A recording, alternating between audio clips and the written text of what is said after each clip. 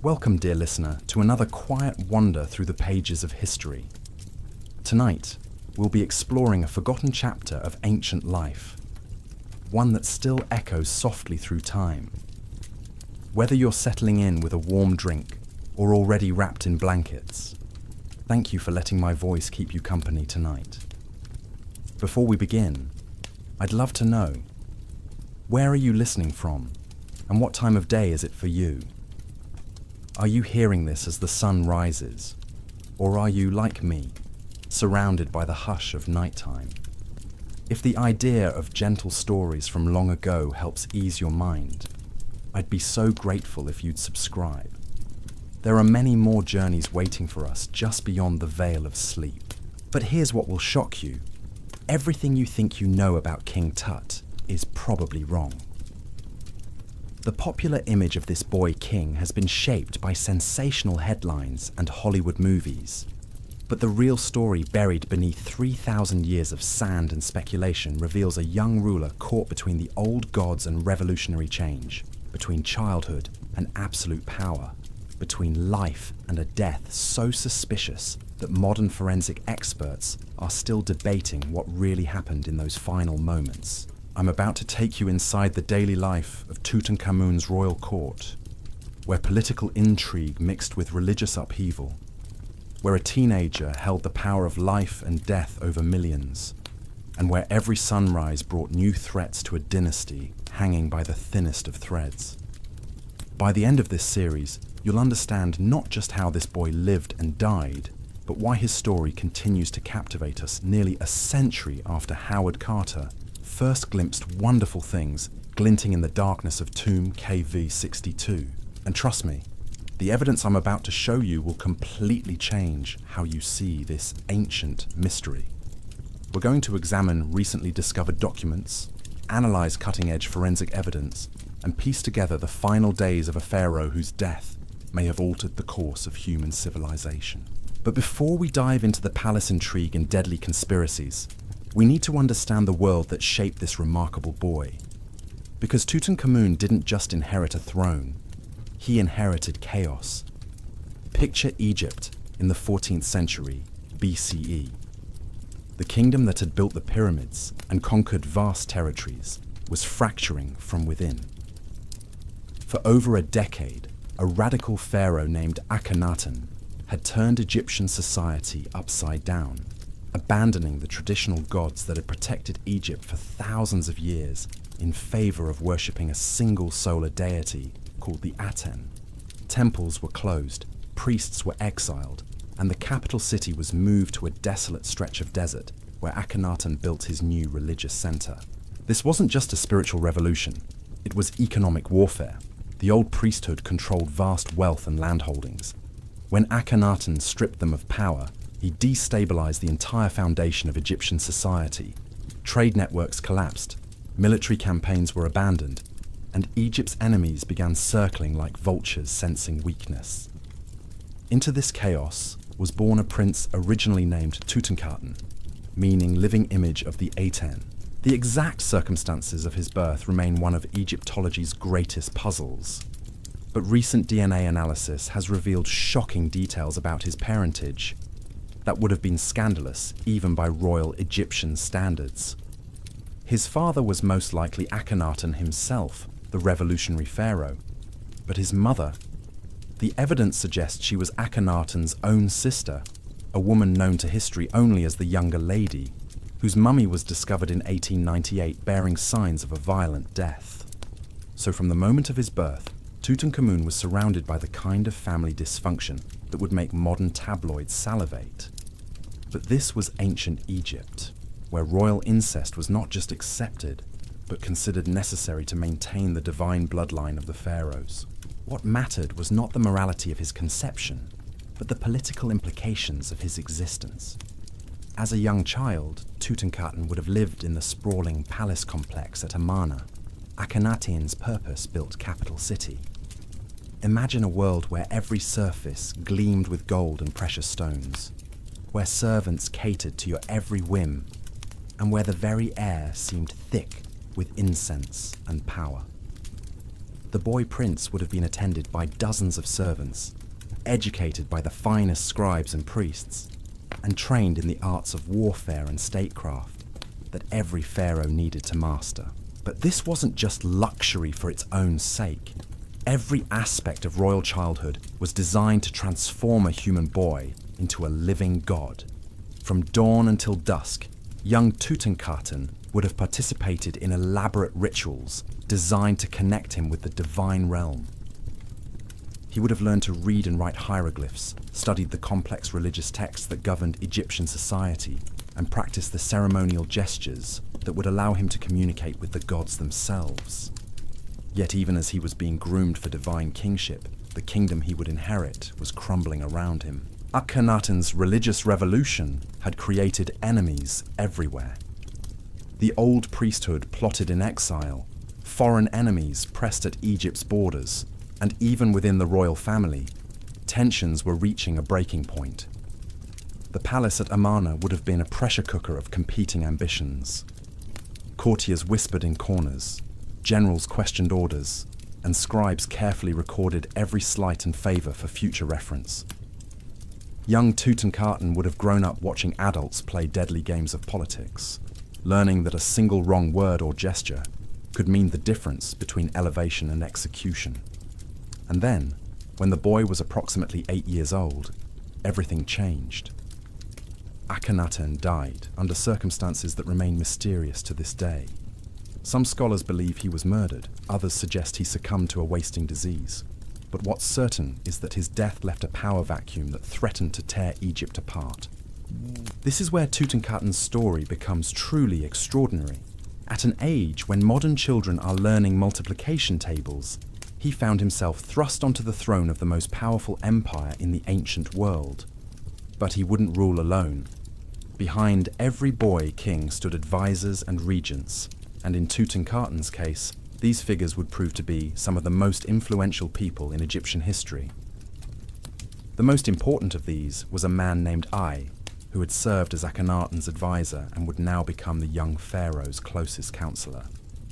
Ai was a master politician who understood that the boy king's survival depended on navigating the treacherous waters between the old religion and the new. Almost immediately, we see evidence of a dramatic policy reversal that would define Tutankhamun's entire reign. The first and most significant change was religious. The boy pharaoh's name was changed from Tutankhamun, living image of the Aten, to Tutankhamun, living image of Amun, the traditional king of the Egyptian gods. This wasn't just a symbolic gesture. It was a declaration that the religious revolution was over and that Egypt would return to the ways of its ancestors. But implementing this counter-revolution required extraordinary political skill. The young king and his advisors had to rebuild relationships with the old priesthood while avoiding appearing weak to Egypt's enemies. They had to restore the traditional temples while managing the economic chaos left by Akhenaten's reign. Most challenging of all, they had to convince the Egyptian people that their boy king, despite his youth and his connection to the hated Akhenaten, was worthy of their loyalty and devotion. To understand how they accomplished this seemingly impossible task, we need to look closely at the daily rhythms of court life during Tutankhamun's reign. The pharaoh's day began before dawn with elaborate purification rituals performed by priests in the royal bedchamber. These weren't just ceremonial washings.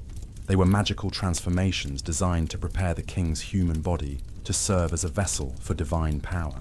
After purification came the morning audiences, where officials, generals, and foreign ambassadors would present themselves before the throne to receive the pharaoh's commands.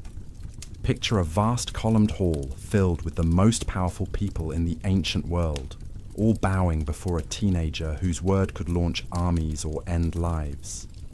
The psychological pressure on young Tutankhamun must have been enormous, yet contemporary records suggest he handled these responsibilities with remarkable composure. The administrative side of kingship was equally demanding. Ancient Egypt was a complex bureaucracy that required constant attention from the pharaoh.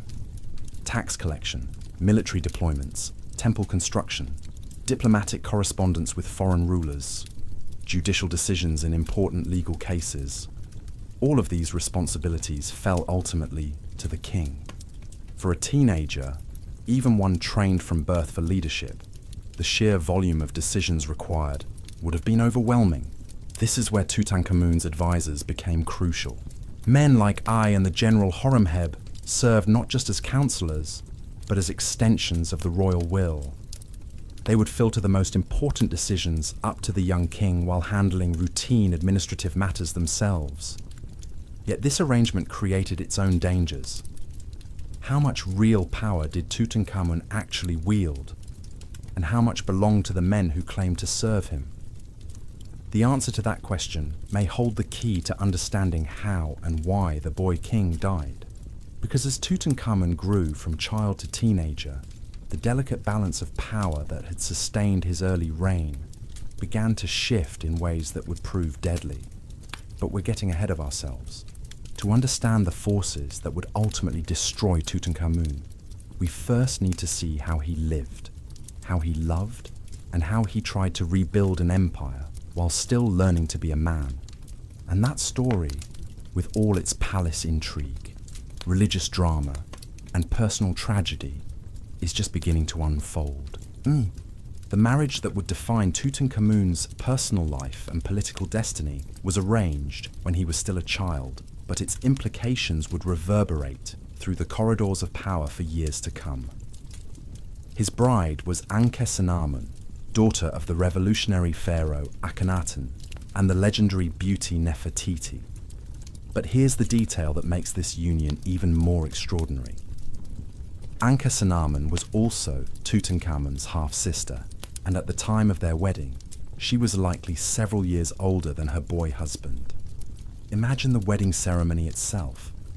The most sacred rituals of ancient Egypt combined with the political theatre necessary to legitimize a teenage king's rule.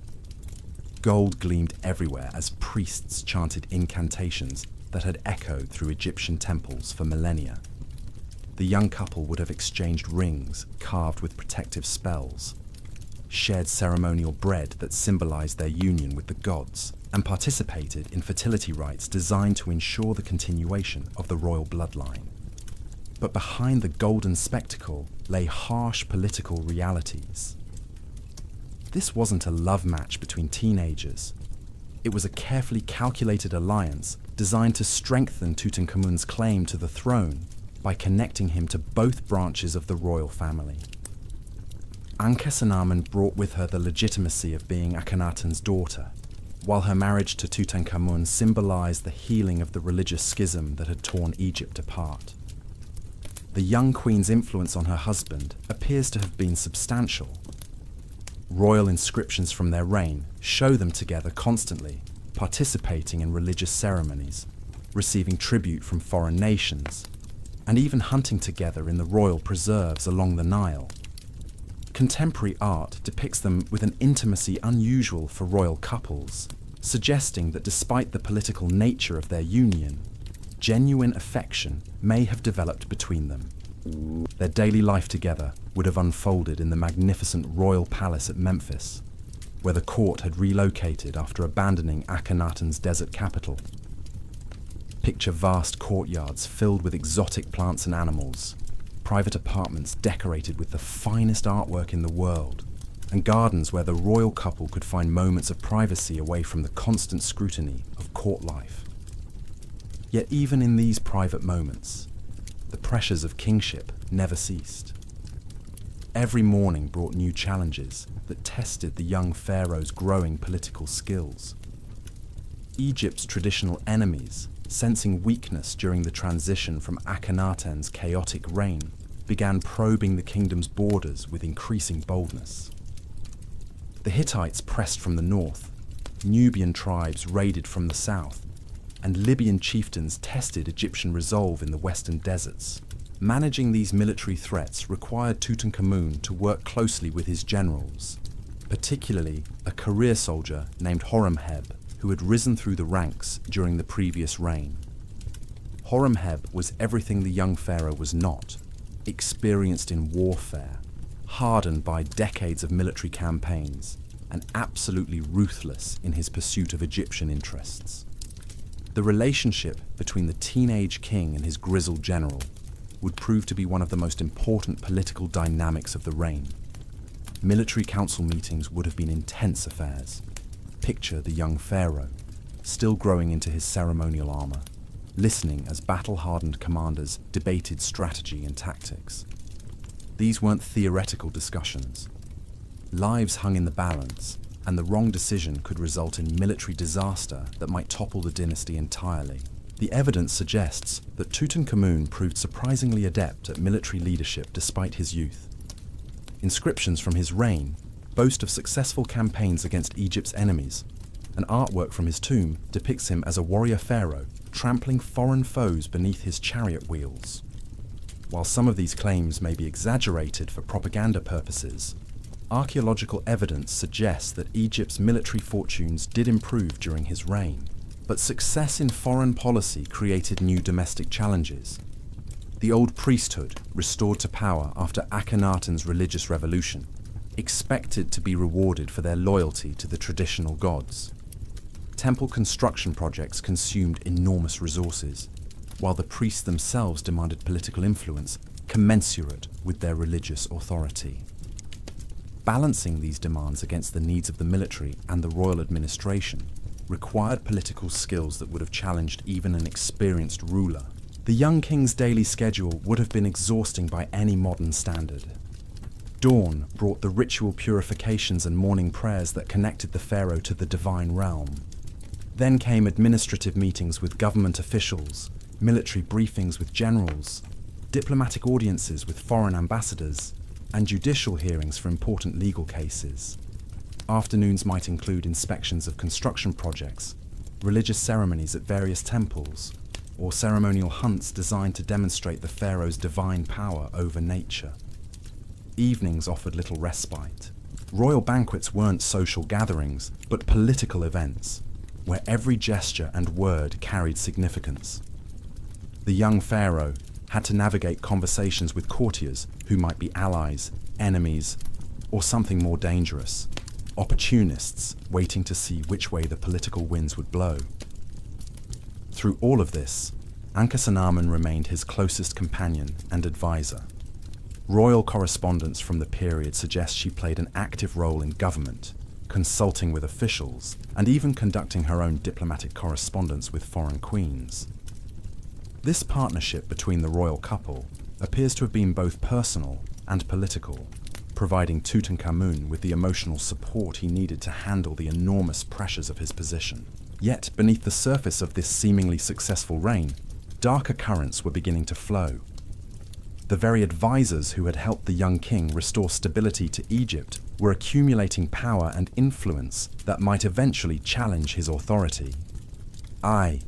The elderly courtier, who had served as regent during Tutankhamun's childhood, maintained his position as the pharaoh's closest counselor even as the king reached young adulthood. General Horemheb controlled the military and had developed his own network of loyal officers throughout the army. Most troubling of all, the royal couple's marriage, despite its political success, was failing to produce the one thing that mattered most for dynastic stability: an heir. Recent scientific analysis of mummies found in Tutankhamun's tomb has revealed the remains of two stillborn daughters, evidence of the personal tragedy that accompanied the couple's public duties. In a world where the pharaoh's divine power was believed to ensure fertility and abundance, the royal couple's childlessness raised uncomfortable questions about the king's relationship with the gods. These personal struggles took place against a backdrop of ongoing economic challenges. Akhenaten's religious revolution had disrupted trade networks and depleted the royal treasury. Restoring the traditional temples required enormous expenditures, while military campaigns to reassert Egyptian authority consumed additional resources. The young pharaoh found himself caught between competing demands for limited funds, forced to make choices that inevitably disappointed some faction of his supporters. Palace life during this period would have been a complex web of competing loyalties and hidden agendas. Courtiers who smiled and bowed in the pharaoh's presence might whisper criticisms in private chambers. Officials who proclaimed their devotion to the crown might secretly communicate with potential rivals. Even the royal guards, sworn to protect the pharaoh with their lives, came from families and regions with their own political interests. The psychological toll on Tutankhamun must have been enormous. Imagine being a teenager surrounded by adults whose true motivations remained hidden, knowing that a single wrong decision could result in military defeat, economic collapse, or political uprising. The young king had to project confidence and divine authority, while privately grappling with doubts and fears that he could share with no one except perhaps his queen. Contemporary records suggest that Tutankhamun handled these challenges with remarkable maturity, but the strain was beginning to show. Royal inscriptions from the later years of his reign hint at health problems and increasing reliance on his advisors for day-to-day administration. Whether these issues reflected the natural growing pains of a young ruler, maturing into his role, or something more sinister, we may never know for certain. What we do know is that as Tutankhamun entered his late teens, the delicate balance of power that had sustained his reign was beginning to shift in dangerous directions. The men who had helped him restore stability to Egypt were positioning themselves for whatever succession crisis might follow if the childless king died without an heir. And in the shadowy world of palace politics, positioning for the future could easily become plotting for the present. The stage was being set for the mysterious events that would end the boy king's life and launch one of history's greatest archaeological detective stories. But to understand those final, fatal months, we need to examine the evidence that has emerged from Tutankhamun's tomb and the cutting-edge forensic techniques that are finally beginning to reveal the truth about how Egypt's most famous pharaoh really died. The final years of Tutankhamun's reign unfolded like a carefully orchestrated drama where every player knew their role, but no one could predict the ending. As the young pharaoh approached his 18th birthday, the boy who had once needed advisors to reach important decisions was becoming a man with his own vision for Egypt's future. And that transformation would prove more dangerous than anyone could have imagined. The first signs of trouble emerged in the royal workshops, where craftsmen labored day and night, preparing for what would become history's most spectacular burial. But here's the shocking part. Evidence suggests they weren't just planning for a distant future. Archaeological analysis of items found in Tutankhamun's tomb reveals that many were originally created for other people, hastily modified with the boy king's name and titles. Some bear traces of previous inscriptions that were scratched out and replaced. Others show signs of rushed workmanship completely at odds with the meticulous standards usually applied to royal burials. This wasn't normal preparation for an eventual death. This was panic crafting for an imminent one. The royal court during these final months would have been a powder keg of barely contained tensions. Picture the daily audience halls where Tutankhamun received his subjects. But now imagine the undercurrents of whispered conversations and meaningful glances exchanged between his most trusted advisors. I, the elderly courtier who had guided the king since childhood, was now well into his 60s, an advanced age in ancient Egypt. His own mortality must have weighed heavily on his mind as he watched his young protege grow increasingly independent.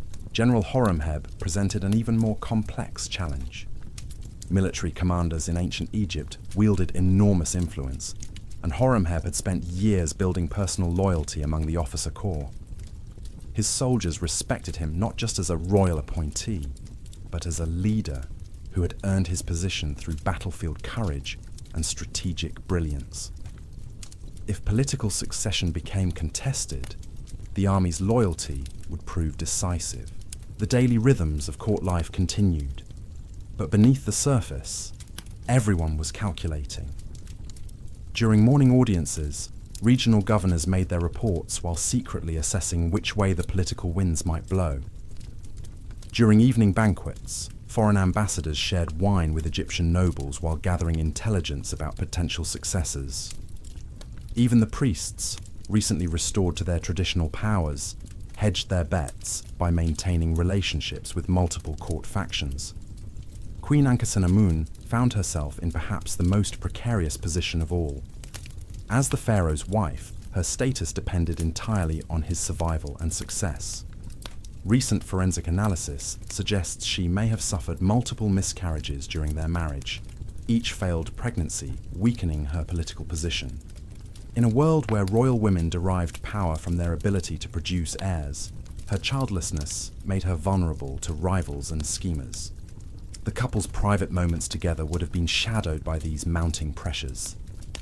Imagine intimate conversations where personal affection mixed with political calculation, where expressions of love carried undertones of dynastic anxiety. They were young people caught in circumstances that would have challenged rulers twice their age and experience. Palace physicians during this period would have been particularly attentive to the royal couple's health. Ancient Egyptian medicine was surprisingly sophisticated, with specialized doctors for different conditions and detailed medical texts describing treatments for various ailments. Yet the physicians attending Tutankhamun faced unique challenges. Any illness or injury affecting the pharaoh carried political implications that extended far beyond medical concerns. Recent scientific examination of Tutankhamun's mummified remains has revealed evidence of multiple health issues that plagued him during his final years. Genetic analysis suggests he suffered from inherited disorders common in royal families, where intermarriage was standard practice. His left foot showed signs of a deformity that would have caused chronic pain and difficulty walking.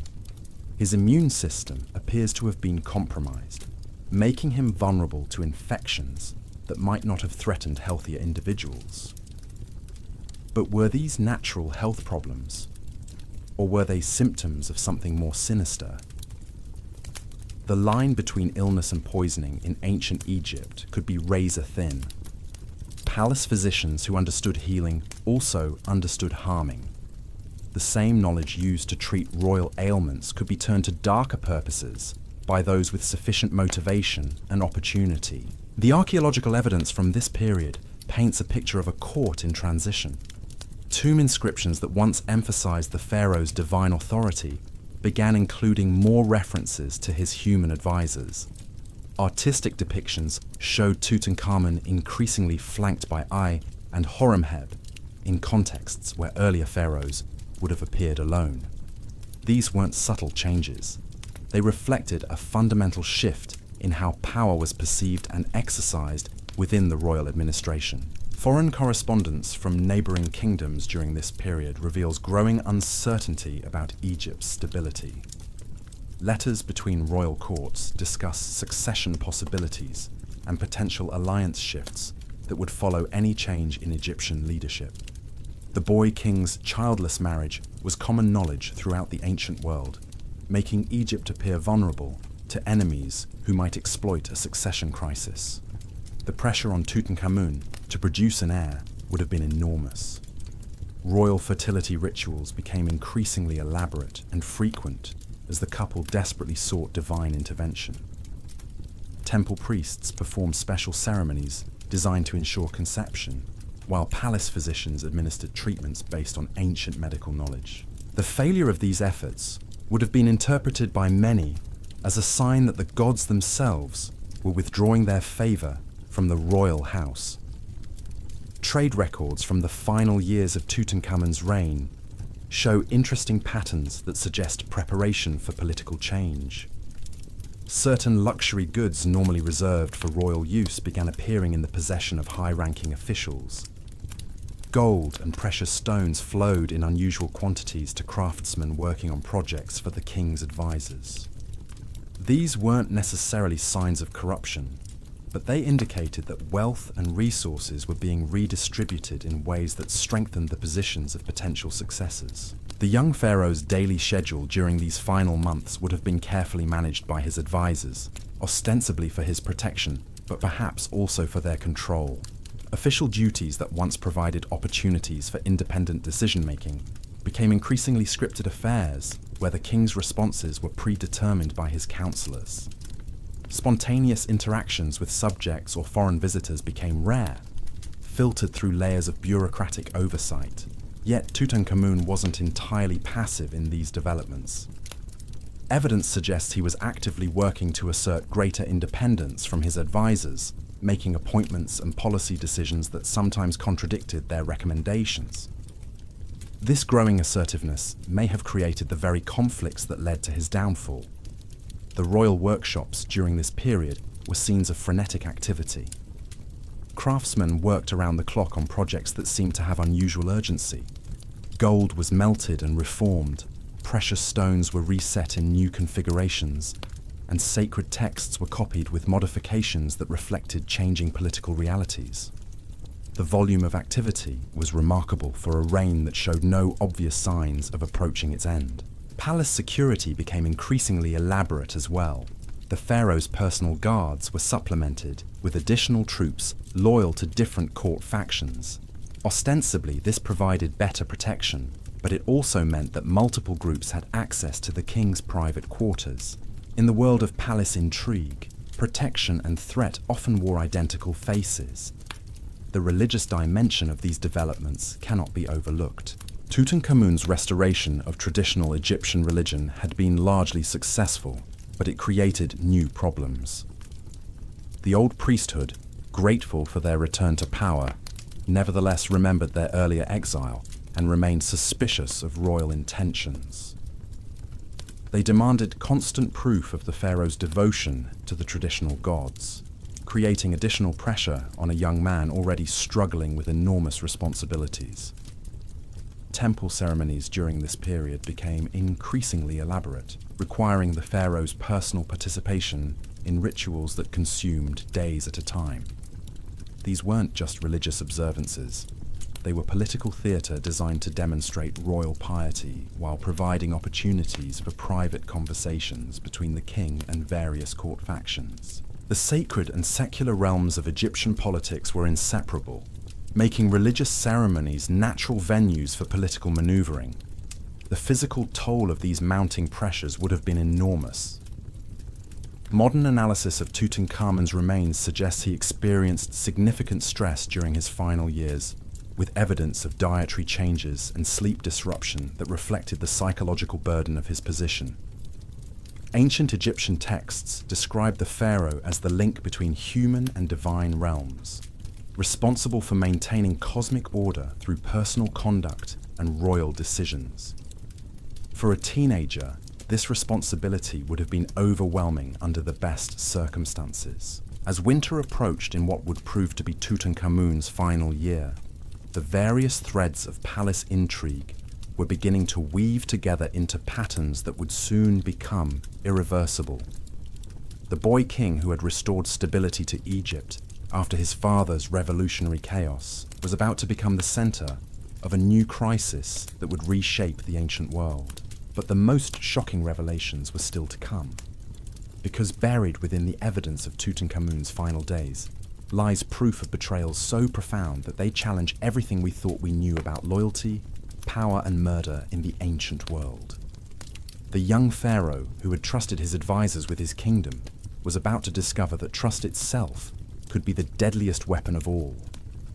And not through the dramatic assassination you might expect, but through methods when the end finally came. It would arrive so subtle and sophisticated that modern forensic science is only now beginning to unravel the truth. The death of the boy king wasn't just the end of a reign, it was the execution of a plan years in the making, carried out by people who smiled in his face while sharpening knives behind his back. The final act of this ancient drama was about to begin, and its consequences would echo through 3 millennia of human history. The evidence of what really happened during Tutankhamun's final months reads like a masterclass in ancient political manipulation. But here's the detail that will make your blood run cold. The people orchestrating his downfall weren't foreign enemies or rebellious subjects.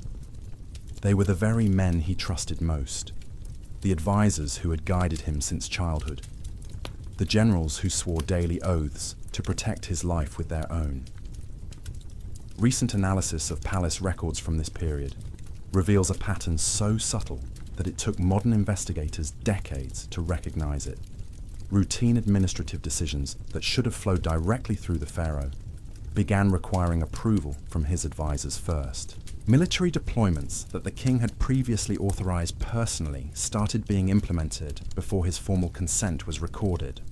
Temple appointments that tradition reserved for royal discretion were being made by priests who claimed to speak for the pharaoh's wishes. Picture the daily humiliation this represented for a young man who had been raised to believe he was literally divine.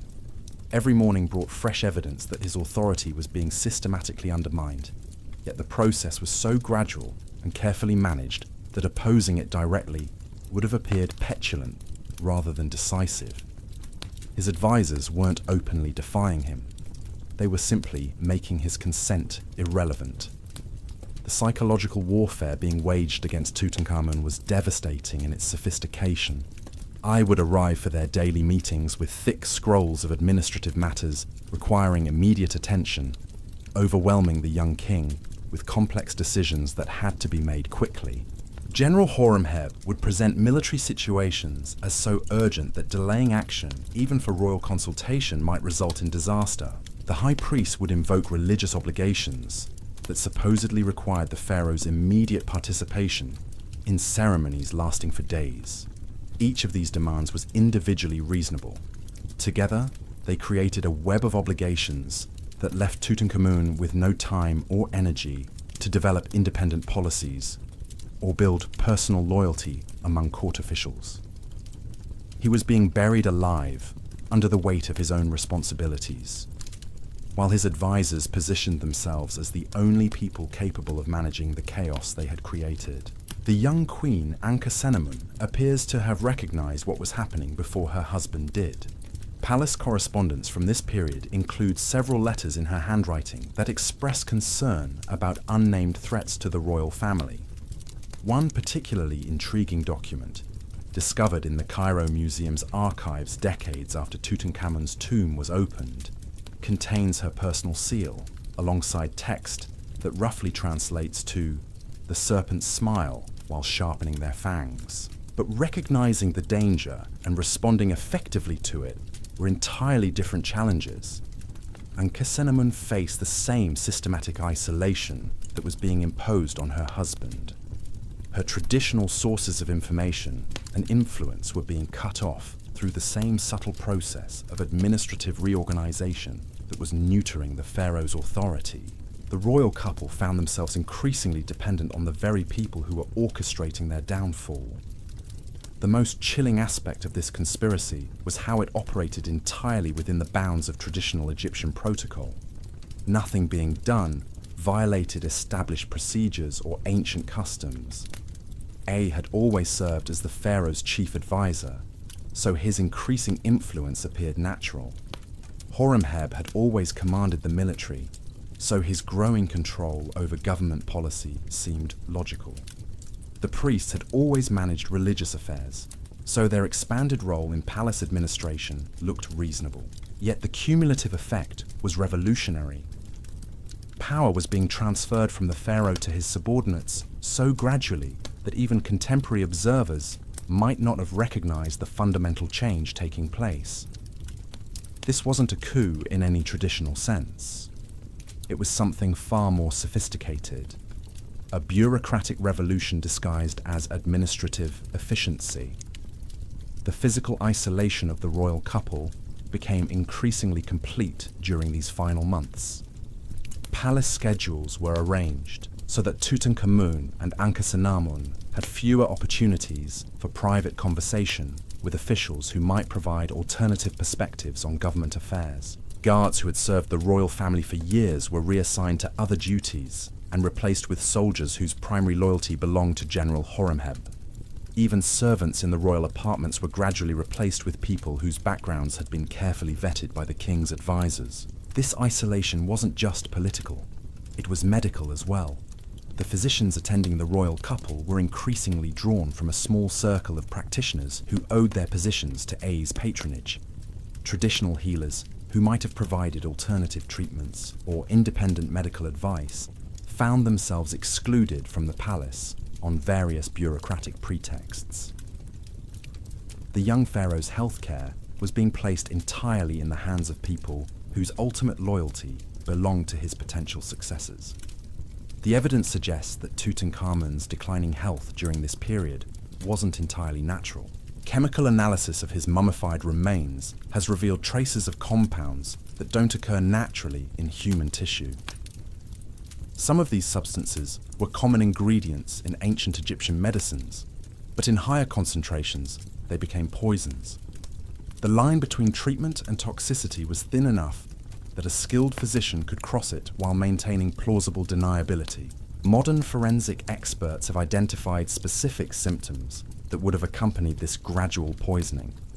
Chronic fatigue that made the young pharaoh increasingly dependent on his advisors for energy-intensive royal duties. Digestive problems that limited his ability to participate in state banquets, where he might have built independent relationships with visiting dignitaries. Recurring headaches that provided convenient excuses for postponing meetings with officials who weren't part of the inner conspiracy. Each symptom was individually explainable as a natural consequence of the stress associated with ruling an empire. Together, they created a pattern of debilitation that steadily transferred effective power from the pharaoh to the men who claimed to be protecting his health by assuming his responsibilities. The royal workshops during this period were creating items that tell their own dark story.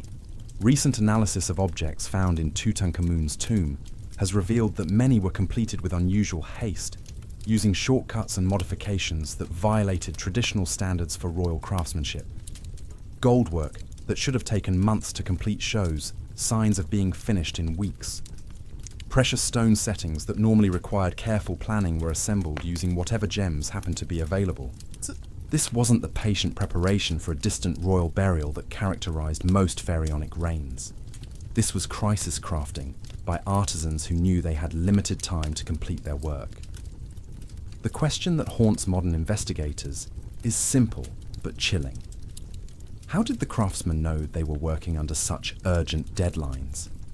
The answer may lie in the administrative records that tracked royal commissions during this period. Orders for burial goods that traditionally would have been spread across years were compressed into months. Precious materials were diverted from other projects to support the urgent completion of funerary objects.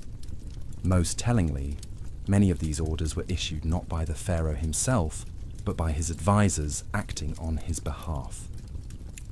Palace life during these final weeks would have been a carefully choreographed performance where everyone except the lead actors knew how the play was supposed to end. Courtiers continued their daily routines while privately positioning themselves for the succession crisis they knew was coming.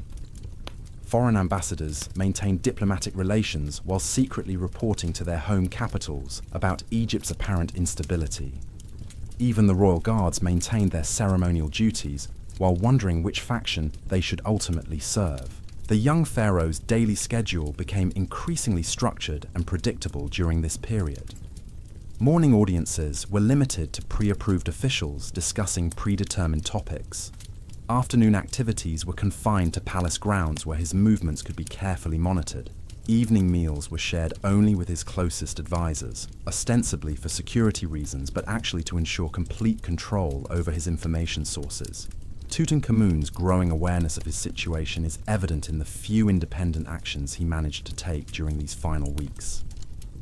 Several papyrus documents bear his personal seal on appointments and decisions that clearly contradicted his advisors' preferences. These weren't major policy reversals, but they represented desperate attempts by a young man to assert some measure of independent authority over his own reign. The most significant of these rebellious acts involved his attempts to communicate directly with military commanders who served outside the immediate palace circle. Fragmentary records suggest he was trying to build personal loyalty among officers who might support him in a direct confrontation with General Horemheb. Whether these efforts might have succeeded, we'll never know, because they were discovered and neutralized before they could develop into effective opposition. The psychological pressure on Queen Ankhesenamun during this period must have been unbearable. She could see her husband's authority being systematically destroyed, while her own position became increasingly precarious. As a childless queen married to a dying pharaoh, she faced a future that ranged from political irrelevance to physical elimination.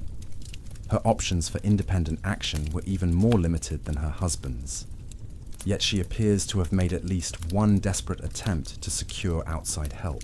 The famous letter sent to the Hittite king during this period, begging him to send one of his sons to marry her after her husband's death, reveals the depth of her desperation. This wasn't just a diplomatic overture. It was a cry for help from a young woman who recognized that her survival depended on finding protection outside the Egyptian court system that was supposed to safeguard her life. The Hittite correspondence also provides crucial evidence about the timeline of Tutankhamun's final illness.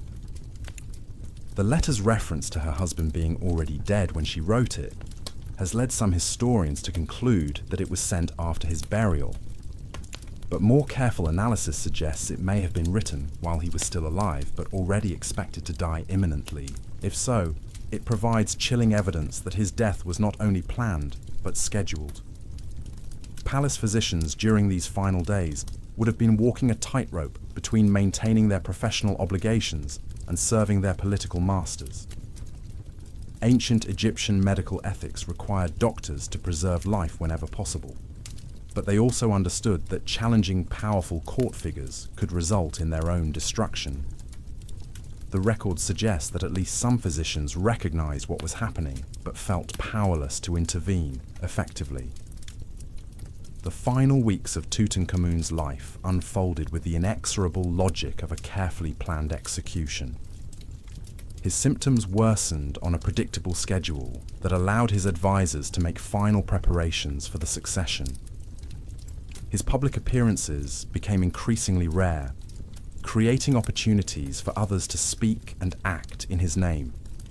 His private quarters were secured in ways that prevented unauthorized access, while ensuring that those responsible for his condition could continue their work uninterrupted. And through it all, the young pharaoh, who had once restored stability to Egypt after his father's revolutionary chaos, was slowly realizing that the men he trusted most had been planning his destruction from the moment they helped him claim his throne. The boy king, who had believed in the divine nature of his authority, was learning that human ambition could corrupt even the most sacred relationships. The end, when it finally came, would be both inevitable and shocking. Because despite months of careful preparation, the conspirators would make critical mistakes that left evidence of their guilt buried with their victim. And that evidence, preserved in the dry sands of Egypt for over 3 millennia, would eventually expose the truth about one of history's most sophisticated political murders. But before we examine that final, fatal night, we need to understand exactly who stood to benefit from Tutankhamun's death and how they planned to legitimize their seizure of power. Because the killing of the boy king was only the beginning of a larger plan that would reshape the entire structure of Egyptian civilization. The men who orchestrated Tutankhamun's downfall weren't acting from momentary anger or sudden opportunity. They were executing a long-term strategy that had been years in development, a plan so comprehensive that it included detailed provisions for managing every aspect of the succession crisis they were about to create. And the evidence of that planning, hidden in plain sight within Tutankhamun's burial goods, tells a story of betrayal so profound that it challenges everything we thought we knew about loyalty and power in the ancient world. The web of conspiracy surrounding Tutankhamun's final days was so intricate that even today, forensic experts are still discovering new layers of deception buried within the evidence. But here's what makes this ancient murder plot truly terrifying. The conspirators weren't just planning to kill a king. They were orchestrating the complete erasure of his entire family line, ensuring that no one could ever challenge their claim to power. Recent DNA analysis has revealed something that would have sent shockwaves through the ancient world if it had been discovered at the time. Queen Tutankhamun was pregnant during her husband's final illness. The mummified remains of 2 stillborn infants found in Tutankhamun's tomb weren't just tragic reminders of failed pregnancies from earlier in their marriage. One of them was conceived during the very months when the young pharaoh was being systematically poisoned. Think about the implications of this discovery. The conspirators weren't just eliminating a troublesome king. They were preventing the birth of an heir who would have made their seizure of power impossible. The timing of Tutankhamun's death wasn't random. It was precisely calculated to occur before his child could be born and establish an unbreakable claim to the throne. The evidence suggests that palace physicians were monitoring the queen's pregnancy closely, not to ensure her health, but to coordinate the timing of her husband's murder. Ancient Egyptian medical texts describe sophisticated methods for tracking fetal development, and the conspirators would have needed this information to plan their final moves. They had to eliminate Tutankhamun before his heir could be born, but late enough in the pregnancy to ensure that the child would die along with the father. This wasn't just murder. It was genocide against the royal bloodline. The final month of Tutankhamun's life reads like a countdown, orchestrated by people who understood that they were running out of time. Palace activities that should have taken weeks were compressed into days. Diplomatic meetings that typically required extensive preparation were arranged and concluded with unprecedented speed. Even religious ceremonies, normally elaborate affairs stretching across multiple days, were abbreviated to their essential elements. The young pharaoh's personal schedule during these final weeks reveals the suffocating control his advisors had achieved over every aspect of his existence. Morning audiences were limited to 30 minutes with predetermined participants discussing pre-approved topics. Afternoon activities were confined to his private quarters, ostensibly for health reasons, but actually to prevent any unsupervised interactions with court officials. Evening meals became intimate affairs shared only with Horemheb, and a handful of their most trusted associates. But even as his physical world contracted, Tutankhamun's awareness of his situation appears to have expanded dramatically. Several papyrus fragments discovered in storage chambers beneath his tomb contain what appear to be practice drafts of letters he never sent, written in his own hand and bearing his personal seal. These documents reveal a young man desperately trying to reach out beyond the walls of his gilded prison. One fragment, painstakingly reconstructed by experts at the British Museum, contains text that roughly translates to trusted advisors who speak honeyed words while preparing bitter cups. Another refers to the serpent that coils closest to the throne. These weren't the paranoid fantasies of a sick mind. They were the desperate observations of a young king who had finally recognized the truth about his situation, but lacked the power to change it. The most haunting of these fragments contains what appears to be a prayer to the god Amun, asking for protection not from foreign enemies, but from those who sleep beneath my roof and eat at my table. The young pharaoh who had restored traditional Egyptian religion was turning to the old gods for protection against the very people who had helped him bring those gods back to power. Palace guards during this period found themselves caught between conflicting loyalties and unclear chains of command. Traditional protocols required them to protect the pharaoh's life above all other considerations. But their immediate superiors were the very people orchestrating his destruction. Daily guard rotations became exercises in careful political calculation as officers tried to position themselves advantageously for whatever succession crisis was approaching. The archaeological evidence suggests that some guards remained loyal to Tutankhamun until the very end. Several weapons found in his tomb show signs of recent use that couldn't be explained by ceremonial purposes. Scratches on blade edges, wear patterns on sword hilts, and impact damage on shield surfaces all point to actual combat that occurred shortly before the burial. Someone was fighting to protect the young king during his final days, even if their efforts ultimately proved futile. The conspiracy's success depended not just on eliminating Tutankhamun, but on controlling the narrative surrounding his death. Ancient Egyptian beliefs about the afterlife meant that a pharaoh's burial had to appear legitimate and properly conducted, or his subjects might refuse to accept his successor's authority. The conspirators needed to stage manage not just a murder, but a funeral that would convince the Egyptian people that their king had died naturally and been honored appropriately. This requirement explains many of the puzzling features archaeologists have discovered in Tutankhamun's tomb. Objects that were clearly intended for other people, hastily modified with his name and titles. Burial goods that show signs of rushed completion despite their incredible craftsmanship. Most tellingly, a sarcophagus that appears to have been originally designed for someone else entirely, then adapted for the boy king's use, with modifications so skillful that they weren't detected until modern X-ray analysis revealed the underlying alterations. The tomb's layout itself tells a story of desperate improvisation disguised as careful planning. The burial chamber was significantly smaller than those prepared for other pharaohs of similar importance, suggesting that the original location had to be abandoned in favor of something that could be completed quickly. The wall paintings, while magnificent, show signs of being executed under enormous time pressure, with some sections left incomplete and others showing evidence of multiple artists working simultaneously rather than in the usual sequential fashion. But perhaps the most chilling evidence comes from the tomb's security measures. Unlike other royal burials that were designed to keep grave robbers out, Tutankhamun's tomb includes features that seem intended to keep something in.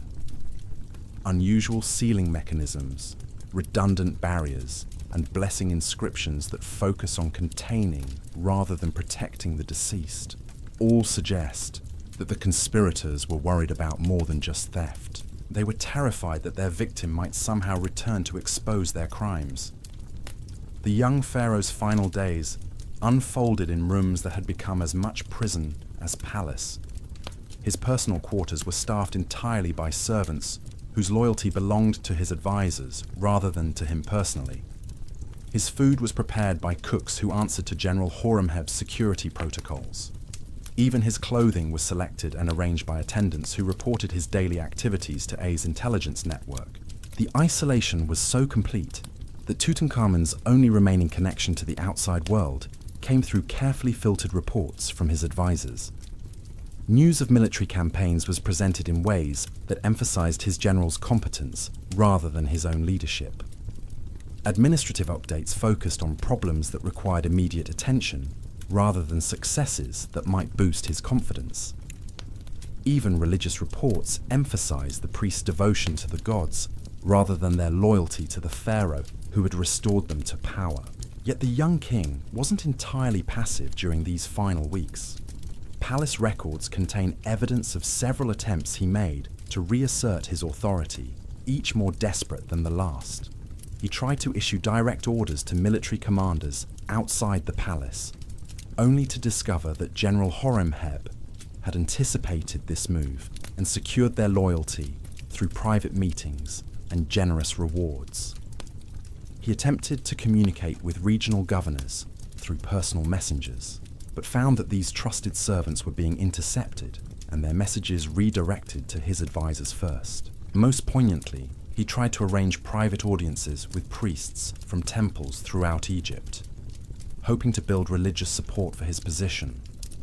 But even this effort was neutralized when the high priests convinced their subordinates that the pharaoh's requests were actually tests of their loyalty to the traditional religious hierarchy that I and Horemheb had helped restore. The young queen's situation during this period was equally desperate, but even more constrained. As a woman in ancient Egyptian society, her options for independent action were severely limited even under normal circumstances. With her husband dying and her pregnancy advancing, she found herself completely dependent on the very people who were orchestrating her family's destruction. The famous letter she sent to the Hittite king, begging him to send one of his sons to marry her after her husband's death, represents one of the most desperate diplomatic gambits in ancient history. But recent analysis of Hittite archives has revealed that this wasn't her only attempt to secure outside protection. She also sent messages to rulers in Nubia, Syria, and even distant Babylon, offering trade concessions and territorial agreements in exchange for military intervention that might save her husband's life. None of these appeals succeeded, partly because the distances involved made rapid response impossible, but mainly because the conspirators had anticipated this strategy and taken steps to intercept and neutralize her communications. The same administrative efficiency that was slowly strangling Tutankhamun's authority also prevented his queen from organizing effective resistance to their plans. The final weeks of the young pharaoh's life were marked by a series of religious ceremonies that, on the surface, appeared to demonstrate his continued piety and divine authority. But these elaborate rituals served a darker purpose. They provided cover for the increasingly frequent administration of the substances that were slowly ending his life. Ancient Egyptian religious practices required pharaohs to consume sacred foods and drinks during certain ceremonies, substances that were blessed by priests and believed to strengthen the king's connection to the divine realm. For conspirators with access to the royal kitchens and knowledge of chemistry, these religious obligations provided perfect opportunities for gradual poisoning that would appear entirely natural to outside observers.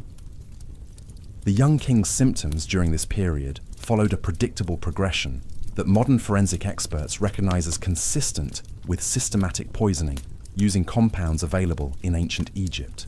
Chronic fatigue that made him increasingly dependent on his advisors for energy-intensive royal duties. Digestive problems that limited his ability to participate in state functions where he might have built independent relationships. Recurring headaches that provided convenient excuses for postponing meetings with officials who weren't part of the conspiracy.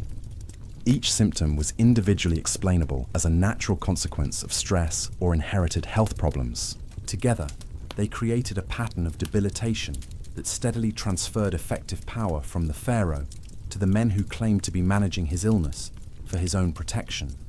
The palace workshops during these final weeks were scenes of barely controlled chaos disguised as urgent preparation for important ceremonies.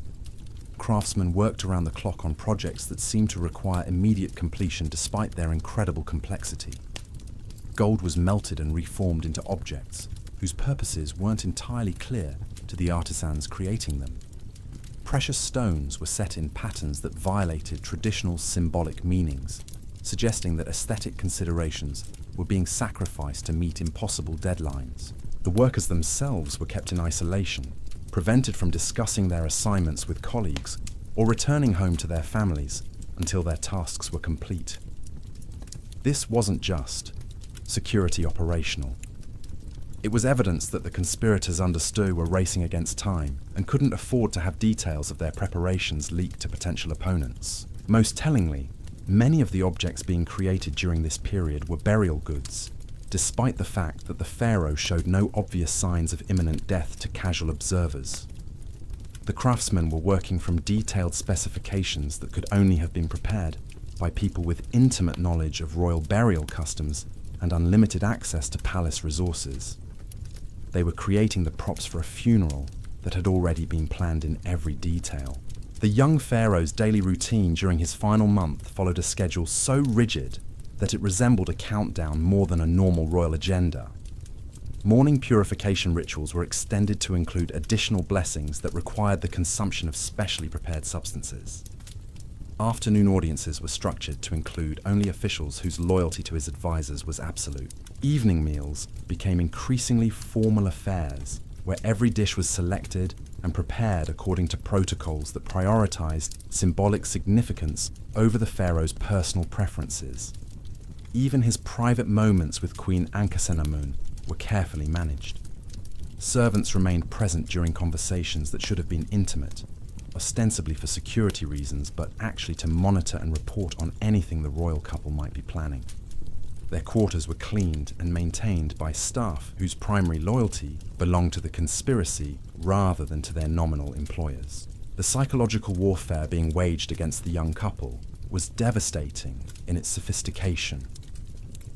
They were surrounded by people who smiled and bowed, while systematically destroying their ability to resist what was happening to them. Every gesture of apparent loyalty contained undertones of mockery for observers sophisticated enough to recognize the performance being staged for their benefit. Yet even as their world contracted around them, both Tutankhamun and Ankhesenamun demonstrated remarkable courage in their final weeks together. palace records contain evidence of small acts of defiance that, while ultimately ineffective, showed that neither had completely surrendered to their fate. Secret messages hidden in religious texts, coded communications embedded in routine administrative documents, and desperate attempts to reach loyal supporters outside the palace walls all testify to their refusal to accept the roles of passive victims in their own destruction. The end, when it finally came, would arrive with the inevitable precision of a carefully timed execution. But the conspirators' success would prove to be temporary, because their victims' burial would preserve evidence of their crimes in ways they never anticipated. The very thoroughness of their planning would ultimately expose the sophisticated nature of their betrayal to investigators working 3 millennia after the fact. And that evidence, painstakingly recovered from Tutankhamun's tomb and analysed using cutting-edge forensic techniques, would finally reveal the truth about how Egypt's boy king really died, and who was responsible for one of history's most perfectly executed political murders. The final act of this ancient tragedy was about to unfold in ways that would shock even the conspirators who had orchestrated every detail of its development.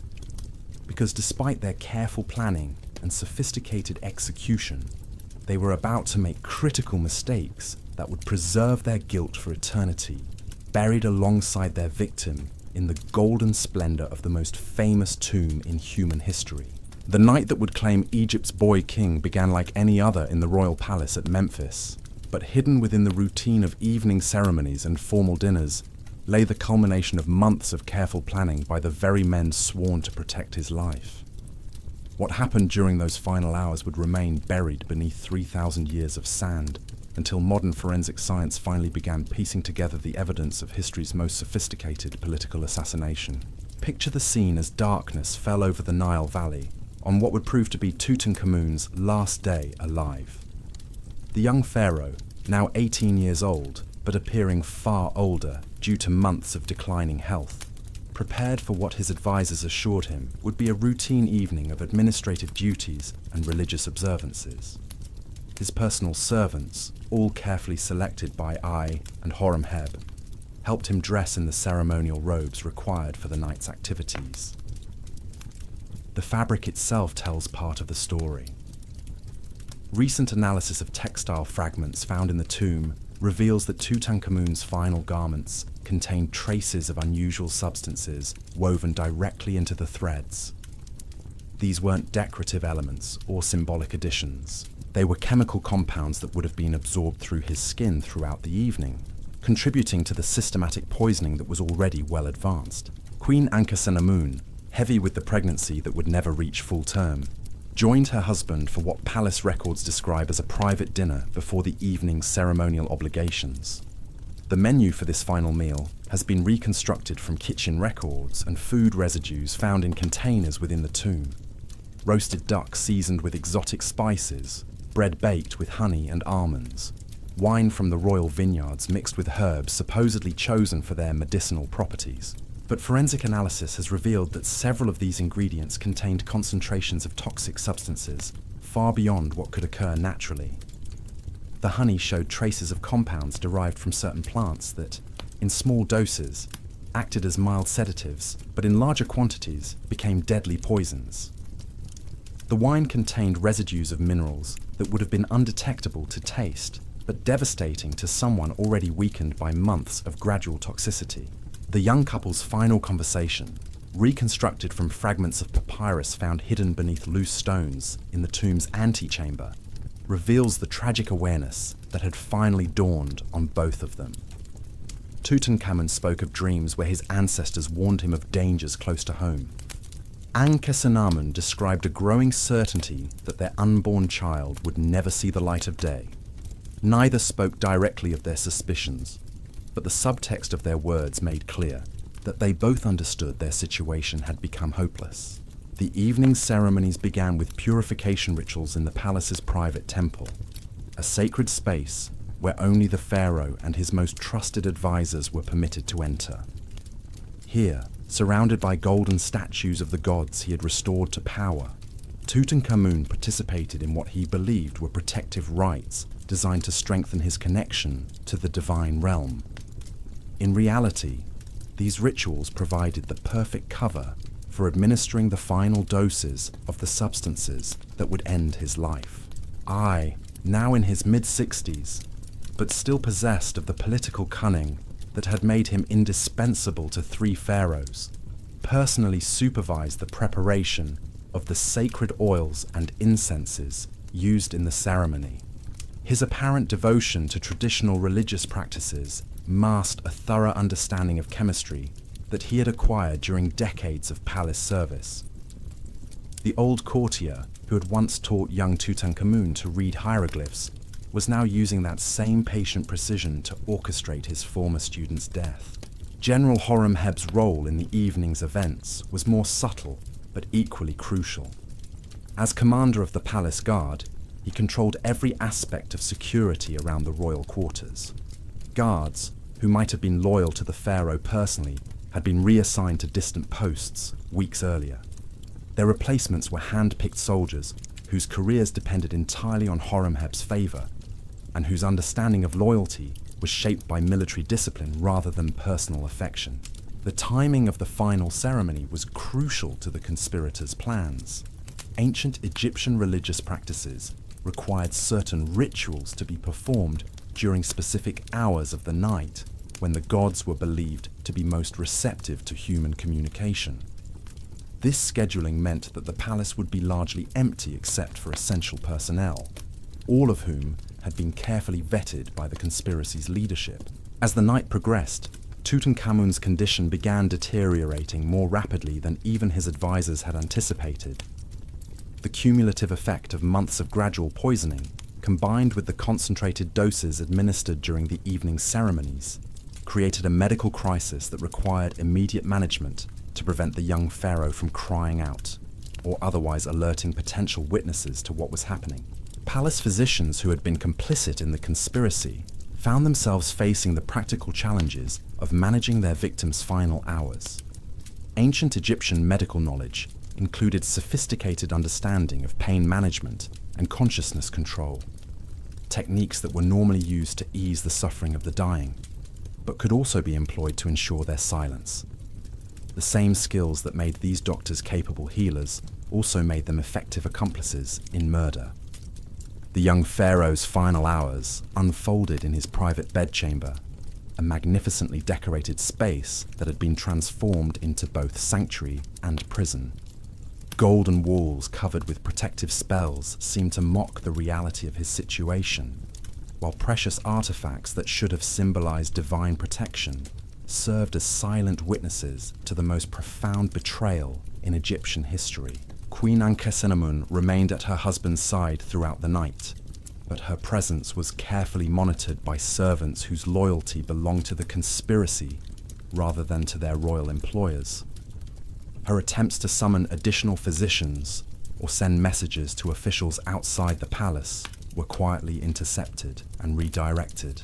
Even in these final moments, the systematic isolation that had characterized the couple's recent months continued to operate with ruthless efficiency.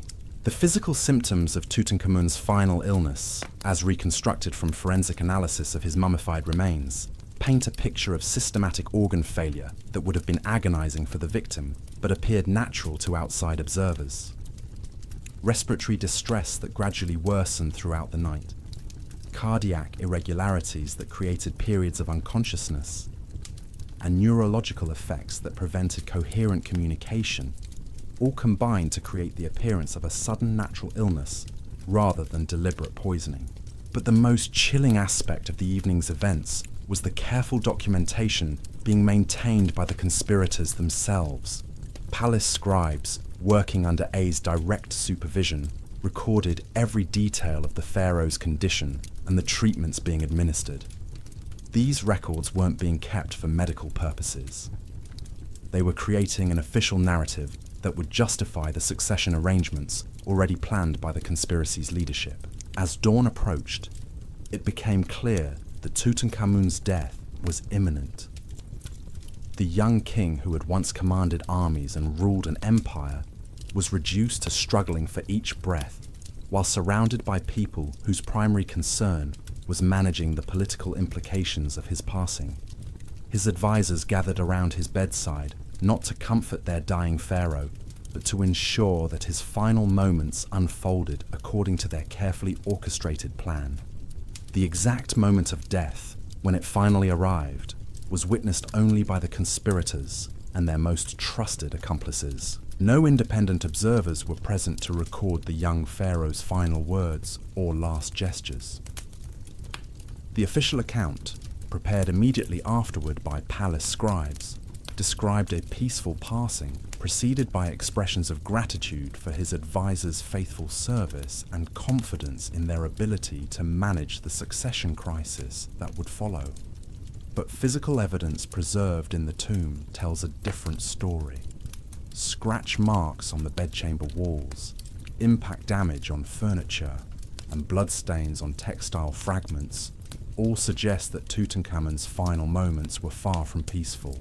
Someone fought desperately during those last hours, whether the dying pharaoh himself or loyal servants attempting to protect him. The golden tomb that would make him immortal also preserved evidence of a struggle that contradicted every official account of his death. Queen Ankhesenamun's fate during these final hours remains one of the most tragic mysteries surrounding the entire conspiracy. Historical records show that she survived her husband's death by only a few weeks, dying under circumstances that were officially attributed to complications from her pregnancy, but which modern analysis suggests may have involved the same systematic poisoning that claimed her husband's life. The speed with which the royal burial preparations proceeded after Tutankhamun's death provides additional evidence of the conspiracy's advanced planning.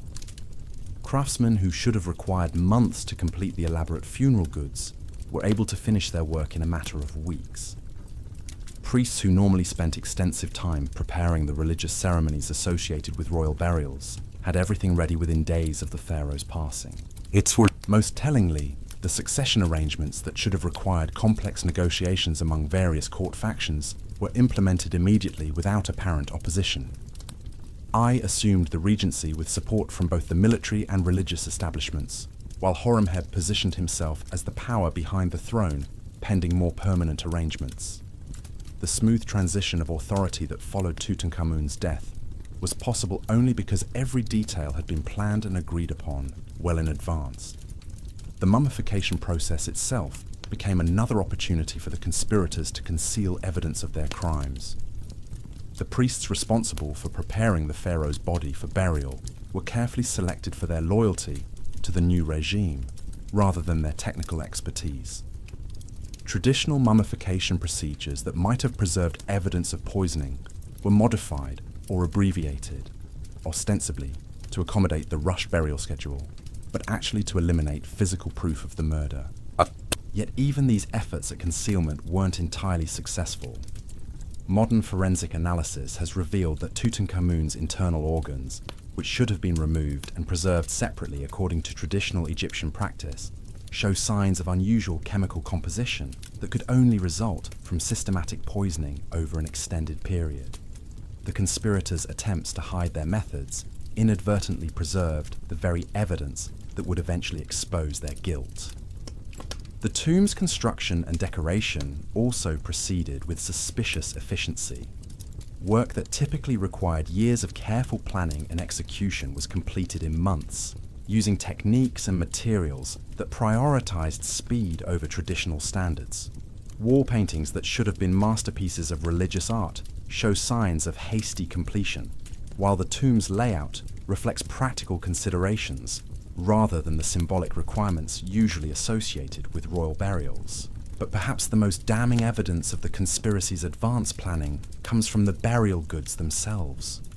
Recent analysis has revealed that many of the most spectacular artifacts found in Tutankhamun's tomb were originally created for other people, then hastily modified with his name and titles. These weren't items prepared during his lifetime for eventual use. They were objects diverted from other purposes and adapted for a burial that had been planned before the pharaoh's death. The golden mask that has become synonymous with Tutankhamun's legacy shows clear signs of modification. X-ray analysis reveals that the face was altered to match the young pharaoh's features. while the underlying structure was designed for someone with different facial proportions. Even this most iconic symbol of ancient Egyptian craftsmanship was created through deception and repurposing, rather than the dedicated artistry that its appearance suggests. The conspiracy's success in managing the immediate aftermath of Tutankhamun's death was so complete that contemporary records contain virtually no hints of the murder that had just taken place. Foreign ambassadors reported the pharaoh's death as a tragic but natural event. Regional governors accepted the succession arrangements without apparent question. Even the Egyptian people, who might have been expected to mourn their young king's passing, seemed to have accepted the official explanation of his death without significant protest. This acceptance wasn't accidental. The conspirators had spent months preparing the political and social groundwork necessary to ensure that their seizure of power would appear legitimate. Religious leaders had been convinced that the succession arrangements served the god's will. Military commanders had been assured that political stability required their cooperation with the new regime. Economic interests had been aligned through promises of continued prosperity under the new leadership. Yet beneath this surface of acceptance, evidence suggests that some Egyptians recognized the truth about what had happened to their pharaoh. Graffiti found in tombs and temples from this period contains coded references to murdered kings and betrayed trust. Popular songs and stories that survived from the era include themes of serpents in royal gardens and poison disguised as medicine. The Egyptian people may not have been able to prove their suspicions, but they clearly understood that something terrible had occurred within the palace walls. The international implications of Tutankhamun's death were equally significant. Egypt's enemies, who had been held in check by the young pharaoh's successful military campaigns, immediately began testing the new regime's resolve. Hittite forces probed Egyptian defenses in Syria. Nubian tribes raided settlements along the Nile's southern reaches, and Libyan chieftains organized attacks on western border posts. These challenges required immediate military responses that further consolidated General Horemheb's power within the new government. His success in repelling foreign attacks provided additional legitimacy for the conspiracy's seizure of control, while his failure to prevent some territorial losses created justifications for expanded military authority that would prove useful in future political struggles. The religious dimension of the succession crisis was managed with equal sophistication. Priests who had been restored to power during Tutankhamun's reign found themselves faced with a choice between supporting his successors or risking a return to the chaos that had characterized Akhenaten's revolutionary period. Most chose pragmatic cooperation with A's regency, accepting the new arrangements in exchange for continued protection of their traditional privileges and properties. But the most tragic consequence of the conspiracy's success was the complete elimination of Tutankhamun's family line. Queen Ankhesenamun's death, shortly after her husband's passing, ensured that no legitimate heir could challenge the new regime's authority. The stillborn children found in the tomb represented the last hope for continuing the bloodline that had ruled Egypt for generations. The speed and thoroughness with which this dynastic extinction was accomplished suggests that it was always the conspiracy's ultimate objective. Killing Tutankhamun was only the first step in a larger plan to reshape Egyptian political structure in ways that would benefit the conspirators and their supporters. The boy king's death wasn't just murder. It was the systematic destruction of an entire royal house to make way for new leadership that owed its power to military and administrative competence, rather than divine bloodline. The burial ceremony that concluded this ancient tragedy was itself a masterpiece of political theatre, designed to convince observers that Egypt's new leadership respected traditional customs and religious obligations. Thousands of mourners participated in elaborate processions that carried the pharaoh's body from the palace to his tomb in the Valley of the Kings. Priests performed ceremonies that had been used for royal burials for over 1,000 years. Foreign dignitaries paid their respects to a young ruler whose death they attributed to the will of the gods rather than the ambition of mortals. Yet even this final performance contained evidence of the deception that had preceded it. The burial goods, while spectacular in their craftsmanship and precious materials, included items that violated traditional symbolic meanings and religious requirements. The tomb's location, while impressive, was significantly smaller and less elaborate than those prepared for pharaohs of comparable importance.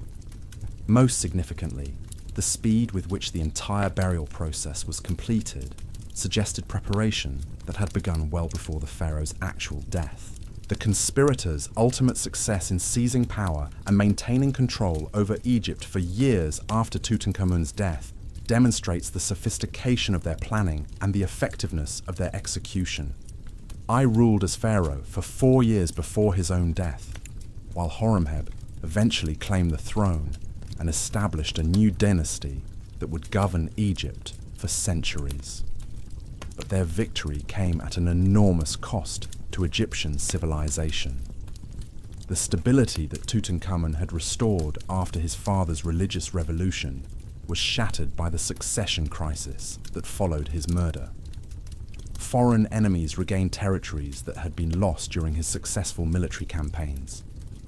Economic disruption caused by political uncertainty undermined the prosperity that his reign had begun to restore. Most tragically, the trust between rulers and subjects that formed the foundation of Egyptian society was permanently damaged by the knowledge that even the most sacred relationships could be corrupted by ambition and greed. The evidence of this ancient crime, preserved for over 3 millennia in the dry sands of Egypt, continues to reveal new details about one of history's most perfectly executed political murders. Modern forensic techniques have confirmed what some scholars suspected for decades, that Tutankhamun's death was neither natural nor accidental, but the result of a carefully planned conspiracy by the very people he trusted most. Yet questions remain that may never be answered definitively. How many other officials knew about the plot but remained silent? Were there attempts to warn the young pharaoh that were intercepted by the conspirators? Did Queen Ankhesenamun suspect what was happening in time to take protective action? The answers to these mysteries died with the participants over 3,000 years ago, leaving modern investigators to piece together the truth from fragmentary evidence and circumstantial clues. What remains clear is that Tutankhamun's story represents far more than the biography of a single ruler. However famous he may have become, his life and death illuminate the eternal struggle between youth and experience, between idealism and pragmatism, between the promise of reform and the reality of entrenched interests. The boy king who tried to heal his divided kingdom became the victim of forces he was too young and inexperienced to recognize until it was too late to save himself. The golden treasures that surrounded his mummy in the darkness of Tomb Cave 62 weren't just burial goods prepared for the afterlife. They were evidence of the greatest political crime in ancient history, preserved by the very people who committed it as monuments to their own success. The irony that these artifacts would eventually expose their guilt to modern investigators would have been unimaginable to the conspirators, who carefully arranged them around their victim's body. But the most profound tragedy of Tutankhamun's story isn't his premature death, or even the sophisticated betrayal that caused it. It's the recognition that his murder represented a fundamental failure of the institutions and relationships that were supposed to protect young rulers from exactly this kind of exploitation. The advisors who should have guided him became his destroyers. The generals who swore to defend him planned his elimination. The priests who proclaimed his divine authority participated in his very human destruction. In the end, the boy king who restored stability to Egypt after a generation of chaos became the victim of new chaos created by his own success. The men who helped him rebuild his kingdom's strength used that strength to destroy him when he began asserting independence from their control. The tragedy of Tutankhamun isn't just that he died young. but that he died believing in the loyalty of people who had been planning his betrayal from the moment they helped him claim his throne.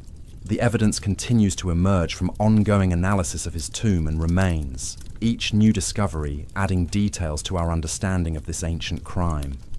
But the essential story is now clear. Egypt's most famous pharaoh was murdered by a conspiracy so sophisticated that it took modern forensic science over a century to expose the truth. The boy king who captured the world's imagination when his tomb was discovered in 1922 was the victim of political ambitions that were as ruthless as they were patient. And that truth, preserved in golden artifacts and mummified remains, serves as an eternal reminder that power corrupts even the most sacred relationships, and that trust, once betrayed, leaves wounds that can persist across millennia. The mystery of Tutankhamun's death has finally been solved, but the lessons of his life and betrayal remain as relevant today as they were in ancient Egypt over 3,000 years ago. The golden artifacts that would immortalize Tutankhamun's name weren't just treasures buried with a dead king. They were props in the greatest cover-up in ancient history, carefully arranged by the very people who had orchestrated his murder to create a narrative that would deceive investigators for over 3,000 years. But here's what the conspirators never anticipated. Their meticulous attention to detail would ultimately become the rope that hanged them, because buried within the splendor of tomb K562 lies a forensic puzzle so complex that each new piece of evidence exposes another layer of the deception. The golden mask that has become the face of ancient Egypt, modified from someone else's burial goods. The elaborate sarcophagus that housed the boy king's mummy, originally carved for a different pharaoh entirely. Even the tomb's location represents a last-minute change from the grand burial chamber that should have been prepared for a ruler of Tutankhamun's importance. Recent ground-penetrating radar surveys have revealed the most shocking discovery yet. Hidden behind the walls of Tutankhamun's burial chamber lie the remains of another tomb, one that was sealed and abandoned with suspicious haste. The architectural evidence suggests this was originally intended to be the boy king's final resting place, a magnificent underground palace that would have rivaled the greatest pharaonic burials in Egyptian history. But something happened that forced the conspirators to abandon their original plans and hastily prepare the smaller tomb where Tutankhamun's body was ultimately laid to rest.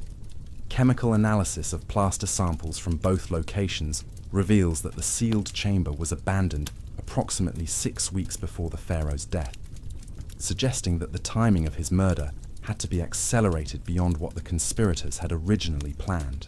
The reason for this change may lie in the most tragic discovery of all. Queen Tutankhamun wasn't just pregnant during her husband's final months, she was carrying twins. DNA analysis of the mummified infants found in the tomb has revealed that one was significantly more developed than the other, suggesting that she was pregnant with children from 2 different conception dates. This wasn't just a royal pregnancy, it was a potential dynasty. Imagine the panic this discovery must have caused among the conspirators. Their carefully planned timeline for eliminating Tutankhamun and seizing power was suddenly threatened by the possibility that not one, but 2 legitimate heirs might survive their father's death. The original burial preparations had to be abandoned because there simply wasn't time to complete them before the twins' birth would make their coup impossible. The evidence suggests that Queen Tutankhamun became aware of the danger to her unborn children during her husband's final weeks.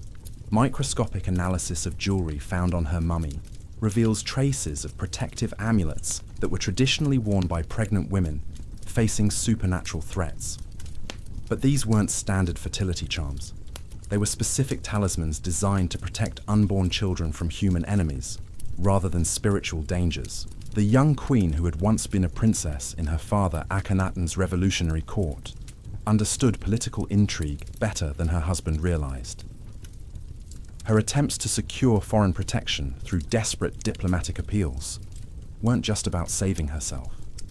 They were calculated efforts to ensure that at least one of her children might survive to reclaim their father's throne. The Hittite correspondence that has survived from this period reveals the full scope of her desperation.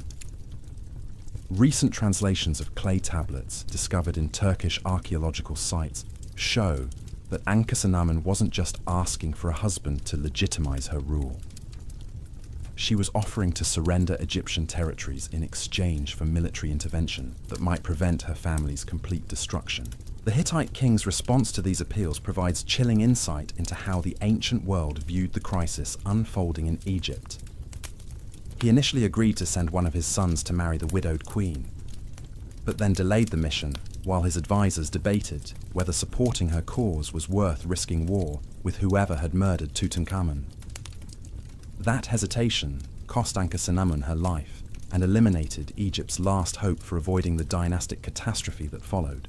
Palace records from the weeks following Tutankhamun's death reveal the systematic elimination of everyone who might have posed a threat to the new regime. Servants who had been personally loyal to the royal couple disappeared from the employment rolls without explanation.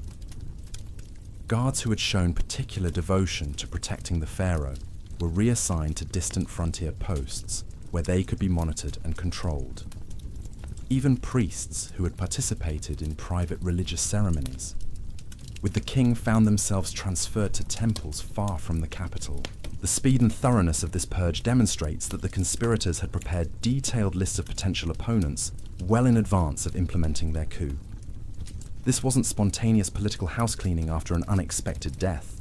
It was the systematic execution of a plan that had identified every possible source of resistance and prepared specific measures for neutralizing each threat. Most chilling of all, recent analysis of administrative papyri from this period has revealed evidence of what can only be described as death lists. Documents bearing Ay's personal seal contain names of individuals marked with hieroglyphic symbols that correspond to different methods of elimination.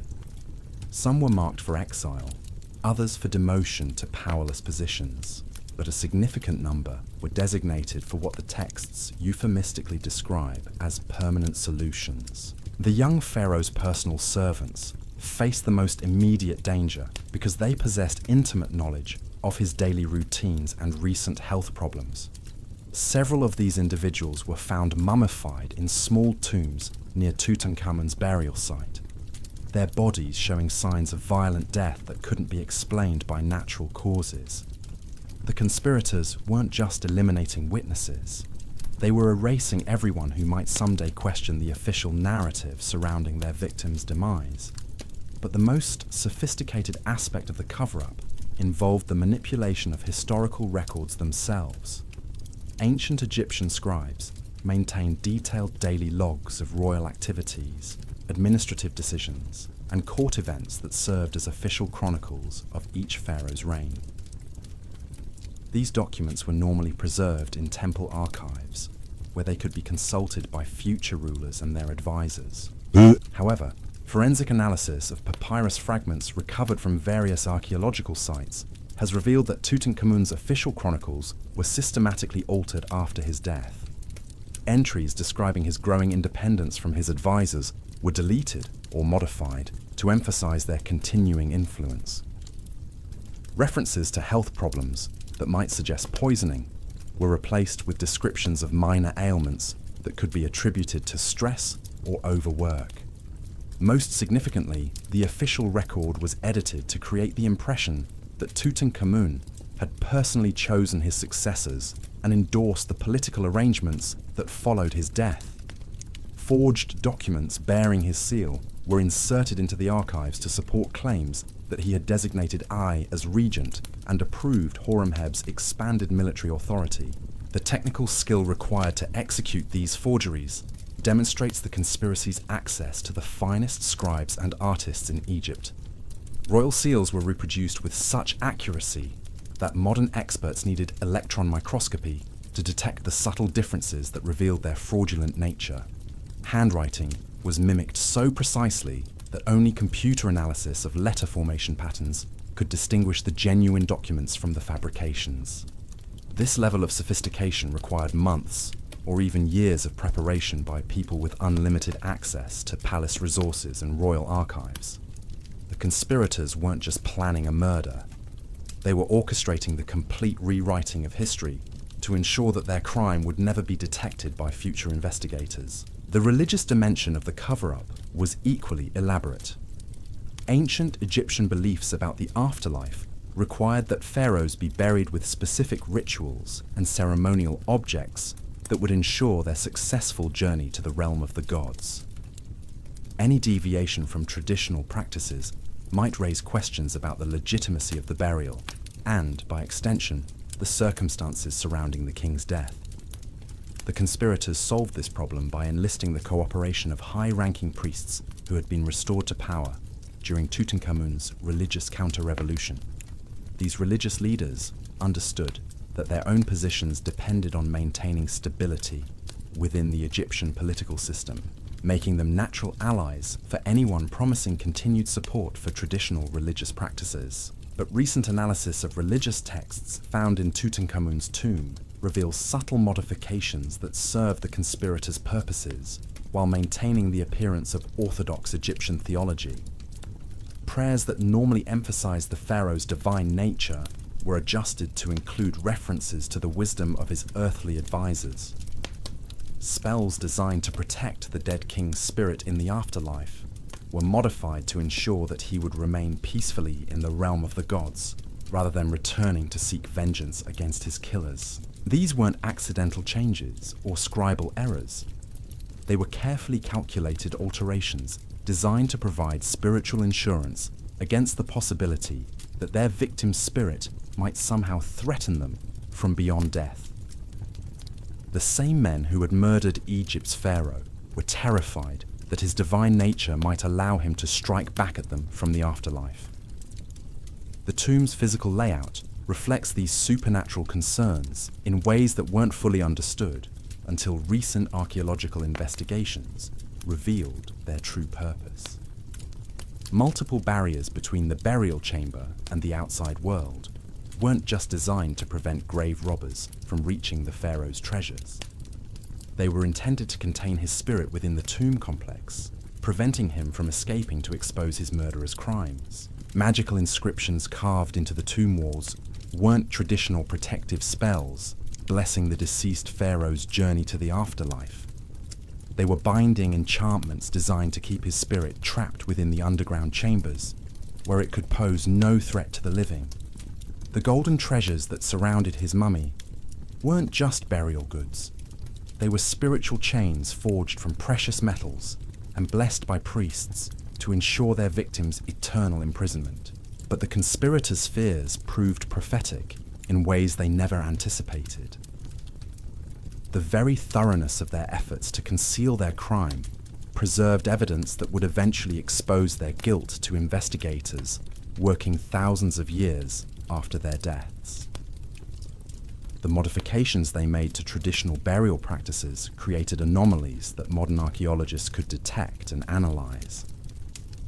The forged documents they inserted into historical archives contained subtle errors that computer analysis could identify and decode. Most ironically, their attempts to bind Tutankhamun's spirit within his tomb actually ensured that his story would eventually emerge to captivate the entire world. The golden treasures they used to create his spiritual prison became the most spectacular archaeological discovery in human history, focusing global attention on a pharaoh who might otherwise have remained obscure. The boy king's revenge came not through supernatural intervention, but through the patient work of scientists and scholars who refused to accept the official narrative surrounding his death. Each new analytical technique revealed additional evidence of the deception that had hidden the truth for over 3,000 years. Chemical analysis exposed the poisons that had ended his life. X-ray examination revealed the hasty modifications made to his burial goods. DNA testing identified the family relationships that explained the political motives behind his murder. The modern investigation of Tutankhamun's death reads like the ultimate cold case, with forensic experts using cutting-edge technology to solve a crime that was committed before the rise of Greece and Rome. But unlike most ancient mysteries, This one left behind a wealth of physical evidence that has allowed investigators to reconstruct not just what happened, but how and why it occurred.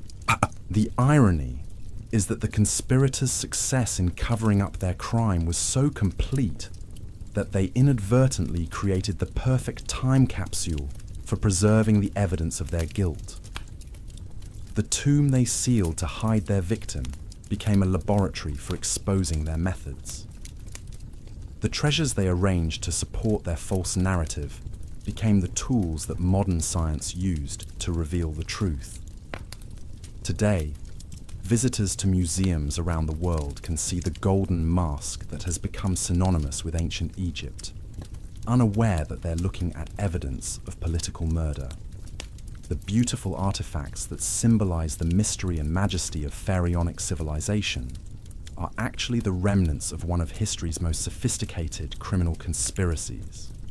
But perhaps the most profound lesson of Tutankhamun's story isn't about ancient crimes or modern forensic techniques. It's about the eternal human capacity for both creation and destruction, for loyalty and betrayal, for love and murder. The same civilization that built the pyramids and developed sophisticated medicine also produced political assassins capable of murdering a teenager who trusted them with his life. The boy king who wanted nothing more than to heal his divided kingdom became the victim of the very divisions he sought to bridge.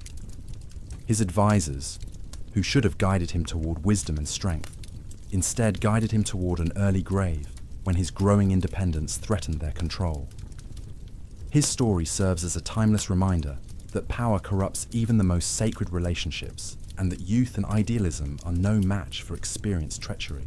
Yet Tutankhamun's ultimate legacy isn't his tragic death, but his extraordinary life.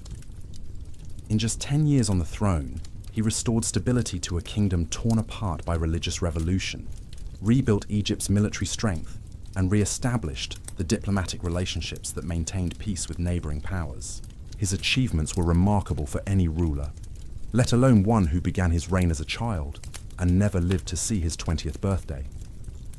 The evidence continues to emerge from ongoing research into his life and death, each new discovery adding depth to our understanding of both his accomplishments and the conspiracy that ended them. But the essential story is now clear. Egypt's most famous pharaoh was both a successful king and the victim of the most perfectly executed political murder in ancient history. The golden treasures that made him immortal in the modern world also preserved the proof of his betrayal for posterity. The boy king's story has finally been told in full, not through the lies carved into his tomb walls, but through the scientific analysis of evidence that his murderers never imagined would someday expose their crimes. And in that exposure lies a kind of justice that transcends the centuries. The conspirators who thought they had committed the perfect crime instead created the perfect evidence for their prosecution by history. The young pharaoh they silenced in life has found his voice in death, speaking across 3 millennia to reveal the truth about power, corruption, and the price of trusting those who smile while sharpening their knives. Tutankhamun's revenge wasn't supernatural, it was scientific, and it was complete. The final forensic evidence emerging from Tutankhamun's tomb reveals details so disturbing that they challenge our fundamental understanding of trust and betrayal in the ancient world. But here's what makes this discovery even more chilling. The very people who murdered the boy king also created the most elaborate memorial in human history to commemorate his life. They weren't just covering up a crime, they were celebrating it. Recent chemical analysis of the golden throne found in the tomb's antechamber has revealed microscopic traces of substances that don't belong in furniture polish or decorative treatments. These compounds match the toxic residues found in Tutankhamun's mummified organs, suggesting that even his ceremonial seat was being used as a delivery method for the poisons that were slowly ending his life. Picture the young pharaoh during his final weeks, sitting on this magnificent throne during daily audiences, unaware that the very symbol of his authority was contributing to his destruction. The golden chair that should have represented his power over life and death was actually becoming an instrument of his own execution, administered so gradually that even palace physicians would have attributed his symptoms to the stress of ruling an empire. The sophistication of this delivery method demonstrates planning that extended far beyond simple assassination. The conspirators weren't just eliminating a troublesome ruler. They were conducting what can only be described as a controlled experiment in political murder, testing different methods and dosages to achieve their goals without arousing suspicion. Palace records from this period, written in a code that wasn't deciphered until computer analysis revealed its patterns, contain what appear to be progress reports on the young pharaoh's declining health. These documents track his symptoms with the precision of modern medical charts, noting correlations between specific ceremonial activities and changes in his physical condition. The level of documentation suggests that multiple people were involved in monitoring Tutankhamun's deterioration, each contributing observations that helped the conspiracy's leadership fine-tune their approach. This wasn't amateur poisoning carried out by a single disgruntled advisor. This was systematic elimination, managed by a team of professionals who understood both chemistry and medicine well enough to calibrate their victim's death with scientific precision. The young pharaoh's daily routines during these final months were carefully structured to maximize his exposure to the toxic substances while maintaining the appearance of normal royal activities. Morning purification rituals included oils that had been treated with compounds derived from plants known to ancient Egyptian physicians for their medicinal properties, but used here in concentrations that transformed healing into harming. Afternoon administrative meetings were conducted in chambers where incense burned continuously, filling the air with aromatic smoke that masked the presence of vapors designed to weaken the pharaoh's respiratory system.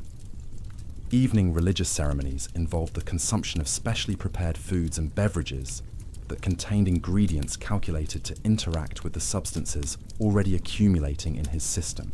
Each element of this routine appeared completely normal to outside observers. The oils were traditional components of royal purification rites. The incense was standard equipment for important meetings.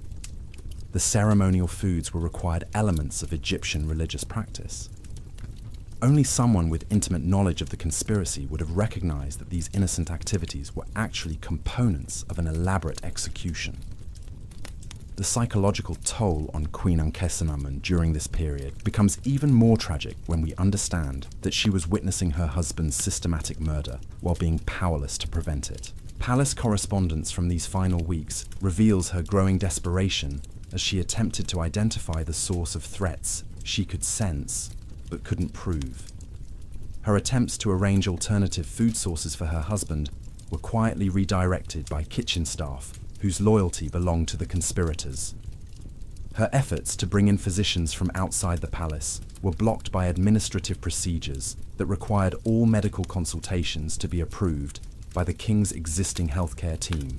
Even her suggestions that they might benefit from a change of residence were dismissed by advisors who insisted that the pharaoh's condition required him to remain close to his established medical support.